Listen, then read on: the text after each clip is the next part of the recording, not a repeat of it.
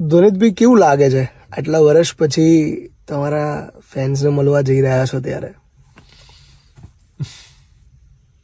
કંઈક જુદું છે આ. નથી હું નર્વસ, નથી હું એક્સાઇટેડ. આવી ફિલિંગ પહેલાં ક્યારેય મને નથી થઈ. આજે સવારે મારા મમ્મી સાથે હું આ જ વાત કરતો હતો.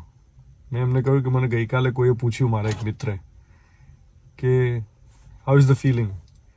મેં કહ્યું આવું તો ક્યારેય નથી થયું. મેં એને કહ્યું, મેં કહ્યું યાર તે તો મારી સાથે કામ કર્યું છે, તે મને જોયો છે કોઈ પણ ઇવેન્ટની પહેલાં, હું કેટલી તૈયારી કરતો હોઉં, મારી અંદર શું ચાલતું હોય, મારી વ્યગ્રતા, હું વિહવળ હોઉં, સ્થિર હોઉં, ના હોઉં, કેટલું ટેન્શન હોય, બટરફ્લાયસ ઇન ધ સ્ટમક, આ બધું જ પહેલાં અનુભવેલું છે.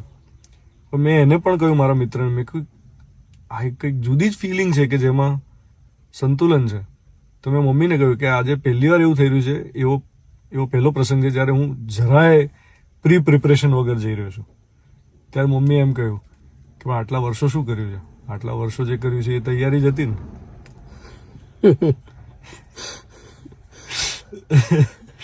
Yeah. So I'm very happy and I'm very content.